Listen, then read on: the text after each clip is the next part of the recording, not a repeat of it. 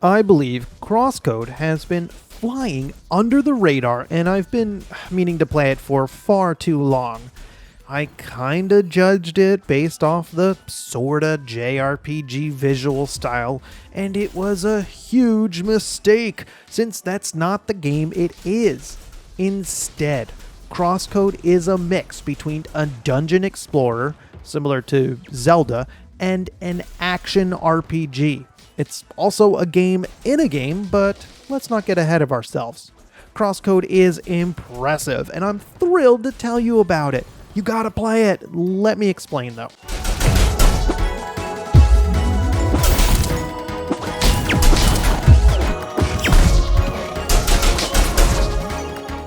My favorite part of CrossCode is the dungeons. The influences from Zelda are clear, especially the puzzles. I see derivative mechanics from The Legend of Zelda: A Link to the Past in CrossCode. But don't worry, it still feels different, and this isn't a ripoff. Anyway, the dungeons have incredible flow, and they feel gigantic. They introduce new enemies and mechanics. They're thrilling, and I look forward to each one. If I created a dungeon chart, I think that they would appear much more linear than they feel, which is great. There are a few factors that contribute to this.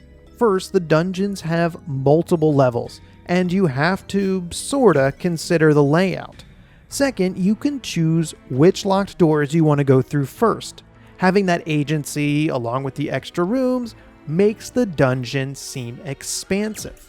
It's not all puzzles though, and there are enemy rooms that force you to survive an onslaught of, enemies, and you need to fight a boss before you can escape. It's an exciting mix, and if the idea of these puzzle dungeons excites you, then CrossCode is your game.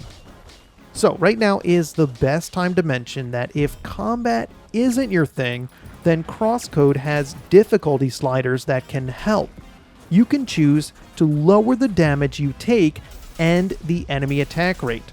While these are labeled for accessibility, I think they're great for players who want an experience with a stronger focus on puzzles.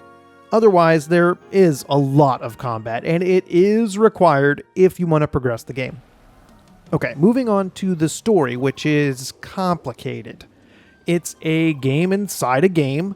On the surface, you're playing an MMO, but there's some other stuff going on. The main character, Leia, has lost their memory, and by playing the game, they hope to regain it.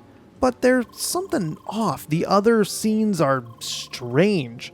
So by day, you're playing an MMO, which includes killing trash mobs, making friends, and running dungeons. It has a Sword Art Online vibe.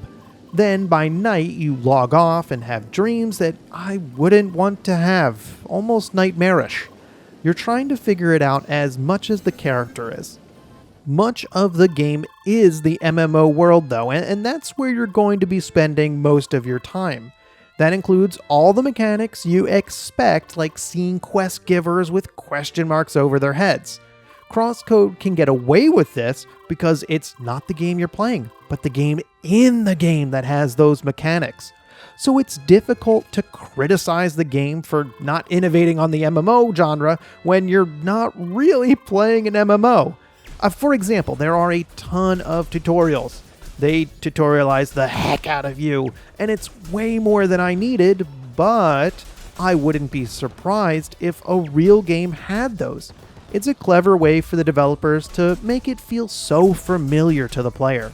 They did include fast travel, which is fantastic. The map is quite large, and running around or taking a timed flying mount would have drawn it out for no reason. So CrossCode has the MMO section down. This is an adventure through the whole world as you grow stronger. You start in the beginner area and keep pushing outward into stronger and stronger areas. Yes, there are quests to collect drops from enemies, and they don't all drop the item. The characters even complain about how mundane some of the quests are. It's pretty silly. If you don't like playing an MMO, even a fake one, well, then CrossCode isn't going to be for you. There's just too much of that type of gameplay to recommend it on the other stuff. I really enjoy it though. I played World of Warcraft for years, and so teasing the genre is fun. I was completing many of the quests without even watching them because the combat is so fun. In fact, it's so much fun that I will often start battles for the fun of it. The impact of all your attacks connecting is perfect, and there are plenty of ways to stun an enemy. You want to control the fight by countering or breaking the enemy when they flash red. It's quite exciting and even better when you group up with the AI. Oh, I know what you're thinking. I have to babysit them and worry about their health. Nope. They heal themselves and they're useful during the fight. I'm shocked. I actually want to group with them. They've saved my butt a few times. Another reason CrossCode's combat feels so dynamic is all the skills you get. There are a ton of special moves as you start to unlock different elements for your attacks. It's a slight spoiler, but from the start you only have normal attacks, and then you'll unlock fire and more. Then you're switching between the elements, trying to find the right attacks for the situation. Then again, there are some elemental attacks I enjoy using a lot more. You will need to charge your SP to use it, but you can hold more than one charge. You might want to stun an enemy first to really dish out the SP damage. Also, there are 4 different types of special attacks you can use depending on what you're doing when you hit the button. So if you're dashing, then you'll perform the dashing special attack. There's one for guarding, dashing, shooting, and standing around, normal. It's a wonderful system that simplifies the possible buttons, which I love. I rarely hit the wrong buttons because it already relies on mechanics I had to memorize. I can easily imagine a system that is overcomplicated and frustrating, and that's why CrossCode is so refreshing. Now, you are ranked on your combat, but only for how much combat you're in. The more enemies you defeat, the higher your rank goes. When you're out of combat, there's a small window to get back into combat if you want to keep the combo going. You will want a high rank since better items drop. It goes all the way up to S rank, but this hasn't been a huge factor. It looks neat and your allies will mention it, but the items are not required?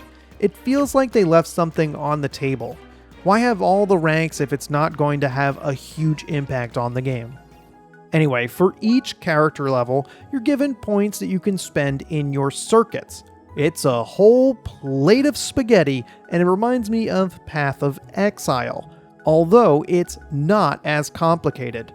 That said, I haven't put too much thought into the points. You get enough of them, and they're all useful. You really can't go wrong. The game is kind enough to give you different points for the elemental sections of the tree. The circuits are great, and I enjoyed choosing my own path for skills, but I didn't have to make any hard decisions. Well, another smart choice the developers made allows the players to swap circuit branches, so you don't even really have to worry about choosing the wrong skill at all. Pick one, try it out, and swap to the other, and just pick the one you like the most. Moving on to the gear, which is the least interesting aspect of CrossCode. There really isn't a ton to it, and you need to just keep it upgraded. It doesn't even change your appearance, but it's incredibly important to keep your gear level close to your actual level. Which reminds me of one final point, the user interface. It's quite good once you get used to it. You have the quick menu, which gives you access to consumables, the map, and an inspector, the things you're going to be using a lot. Then there's a bigger menu for more complicated and lesser used elements. Either way, it gets out of your way, and that's perfect. If there was one thing that I was going to complain about, it would have to be the platforming. The main character will do a little hop between platforms automatically. That generally works fine, but the issue is that it's not too easy to line it up perfectly. And there's a ton of this in CrossCode too. You need to be searching for these jumps all the time. You're constantly looking for ledges that you can hop up to get to another ledge you can hop up to that you can jump across another gap. It's not a deal breaker, but it is kind of annoying because once you start doing that platforming and then you miss, you have to start all the way back at the beginning. I have to do way too much platforming. At least it doesn't instant fail your progress if you fall into a chasm and if you're not in combat, it places you back on the previous platform and the health loss is negligible. This is a lot more platforming than I expected. Overall, CrossCode is wonderful, captivating, and I can't believe it took me this long to give it a go. Perfect timing too, since it's now being released on the Switch. The combat is fun, the MMO part and personalities make me chuckle, and the puzzle dungeons are amazing. Really, this is an incredible game that deserves more coverage. You can now pick it up on PC or the Switch, so what are you waiting for? Thank you. CrossCode was fantastic. But what should I play next? Thank you very much for watching, and you hit subscribe right now.